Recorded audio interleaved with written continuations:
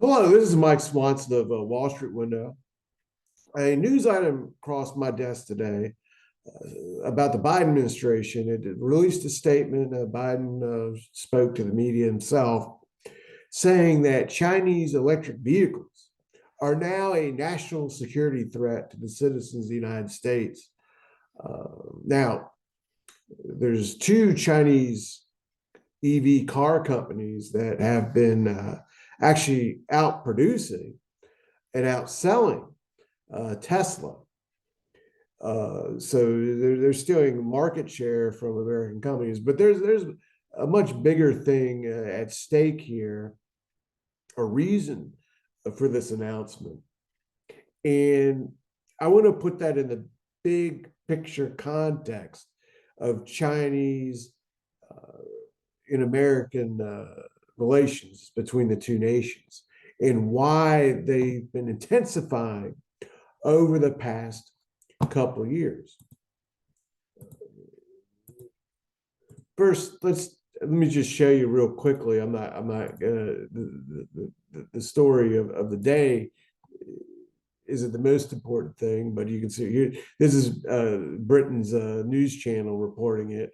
Biden says he's going to launch an investigation, complaining about unfair practices, undercutting the prices of American car companies. It sounds like tariffs will, be the logical step for that, much like Trump was doing when he was president. But he wants an investigation into the possibility that the cars could be used to spy on Americans, that the information in them could be relayed to the government of China. So that's the headline today. Again, look, in a few months, there'll be another story of U.S. American Chinese tensions. And that's what I want to draw to your attention. This is an article I wrote. It's now 3 years old, but explains what's going on and why this situation has become what it's become. When Biden got into office, within 10 months, well, first of all, the tense situation between Trump and China continued under Biden. And once he got into office, by the fall, several of the key figures in the Biden administration, they released statements to the press, strategically placed, and I'll explain why I say that, that were directed at China to explain to them why the United States actually needs tense relations with China. This is nothing new in the history of states interacting with one another. And there's elements, I'm sure, in China that are extremely aggressive and even perhaps want tensions themselves, or they do. They want tensions themselves. They may even be so hawkish that they want to do something militaristic in the next 10 years. We've seen what happened with Putin in Ukraine. So, and obviously, there's increased tensions between China and the U.S. But what happened in November 2021 was that there's a very important article written in the New York Times about U.S.-China relations by a reporter named David Sanger. And David Sanger acts as a mouthpiece for the United States national security state. It's like reading Pravda if you want to know what's going on in China, or what the Russians are wanting to put out. And to coincide with that article, Biden's national security advisor, a man named Jacob Sullivan, you may now be seeing him more on TV because of what's going on in the past couple months with Israel. But Jacob Sullivan, he appeared on CNN and he made the statement that when it comes to China, the goal of the Biden administration, I'm quoting him directly here, is not containment. It's not a new Cold War. It's rather a favorable disposition in which the United States and its allies can shape the international rules of the road on the sorts of issues that are fundamentally going to matter to the people of our country and the people everywhere. He said that the U.S. does not seek to change the government of China. We don't want regime change in China like what happened in Iraq, but he only wants, quote, peaceful competition. They want both powers to operate within the international system, to obey the rules of that system, no wars. That's one rule. So in other words, he's saying this in a moment when the relations are getting tense.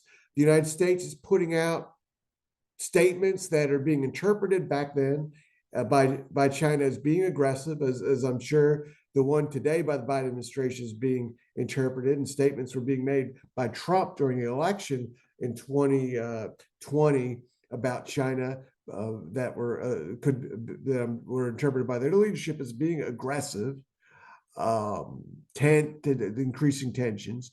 But in this statement, Sullivan said, we don't want a new Cold War. A lot of people are saying we're going to a new Cold War. He was saying, we don't want that. We don't want containment. We just want peaceful competition. Now, at the same time, the New York Times story came out. And it had some fascinating statements by these Biden administration people to David Sanger that said that, first of all, they made the argument that, as I said before, remember, these are statements being directed at China. And they said that, look, the United States and China are so intertwined economically in the global economy that it isn't in the interest of either one to completely separate from each other, which is what the type of Cold War that happened with the Soviet Union and the United States and the West. They separated economically after World War II. And they don't want a war. That's what the Biden administration told David Sanger, which he put in the New York Times. The U.S. and USSR after World War II essentially put blockades on each other economically. The Warsaw Pact and NATO and so forth. That was just part of it. However, this is the key thing that I want you to learn from this video. And I'm linking to this blog post that I did in the description of this video, so you can go to it if you can see the sources for this for yourself. What I'm saying here, my goal in my videos is to give you factual information, not just spit out pundit opinions like you see on television. I want you to be able to see where I'm getting my info from. So you can do that if you go to the article.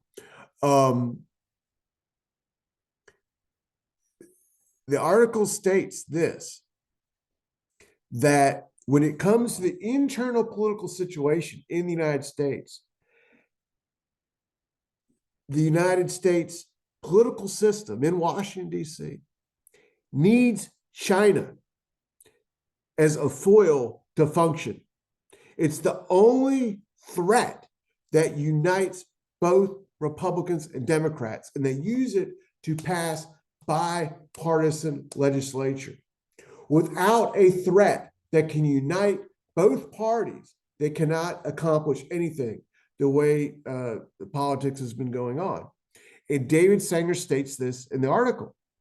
He says, quote, one of the few issues that overrides partisan divides in Congress is the specter of Chinese competition in such crucial areas as semiconductors, artificial intelligence, and quantum computing.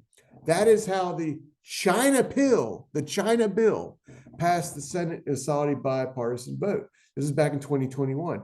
Go look up what was in that China bill. It was a lot of giveaway programs for big cap the big technology companies to give them money to invest in AI that they're now using to pump their own stocks.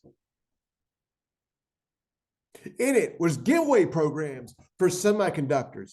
In it was giveaway programs for defense companies, billions of dollars of pork. This is called industrial policy. It's not free market economics. Industrial policy, that's what it is. And it is the threat of China that enables Congress to create legislation that gives money to corporate America for pet projects. And of course, there's kickbacks to the congressman. And to quote David Sanger, while few on Capitol Hill want to utter the words, the bill amounts to industrial policy, a once contentious concept in Washington that is now barely debated thanks to the specter of Chinese competition. For example, the Senate as passed, the Senate bill as passed offers $52 billion to expand domestic chip manufacturing, far beyond anything the United States considered when battling Japan's technical dominance in the same industry more than 30 years ago. A massive giveaway program of $52 billion. That's taxpayers' money. And we are running a budget deficit of well over $1 trillion, not only in 2021, but then now. In fact, the deficit is grown so big, and the debt has grown so big that we're now paying $1 trillion on the simple interest on the debt. It's exploding, and nothing is being done to stop the acceleration of the debt. It continues at this pace. This is me speaking, not Sanger. If it continues at this pace, it's going to lead in a debt crisis. Not today, not next week, but it's coming. It's looming on the horizon faster than anyone is telling you. This, what I'm describing to you, though, what David Sanger calls industrial policy, is an expansion of what President Eisenhower called the military-industrial complex. What David Sanger is essentially saying in his article is he's telling China that, look, this is in coinciding, you take David Sanger's article and the statements made on television by Jacob Sullivan, and there was another Biden administration official went on another show that weekend. But you take all these together, if you're in the Chinese government, you're reading these things, and again, the David Sanger is the mouthpiece. What you're seeing is the Biden administration saying, we don't want a Cold War, we don't want a war, but we need tensions, we need a tense environment with your country in order for our domestic political system in the military-industrial complex to function. Without global tensions, we cannot function in the United States as a political economy as it's constituted, and so we are going to have to do this. And that is why today the Biden administration is labeling cars, EV cars sold from China, as a national security threat. You know, and that is why in the American media, stories about the China-US relationship and tensions increasing from both now dominate. You don't hear that many stories about Middle East terrorists like you did after 9/11, but the China threat. And it's an issue in both political parties. The problem, the risk, of course, is that the situation gets out of control, that it's not simply tensions, but the tensions spill over into a war. And that's what happened in Russia, Russia and Ukraine. Tensions between the West and Russia created war in Ukraine. Putin's responsible for that war. He started that war, but the people of Ukraine are now the ones suffering from it. And it took years for that to build up. We don't want to see a war between the United States and China. It would not be a direct war. It would be most likely a war in which China invades, attacks Taiwan. A low-grade version would be a simple blockade. But this is now on the risk spectrum. It's something that people have to factor in when they're investing their money in the financial markets. Because if a war were to happen, it would cause chaos and turmoil all over the world economically. We don't want that to happen. But we want to also understand what is happening and why these tensions exist. And again, click the article and you'll read the David Sanger piece for yourself.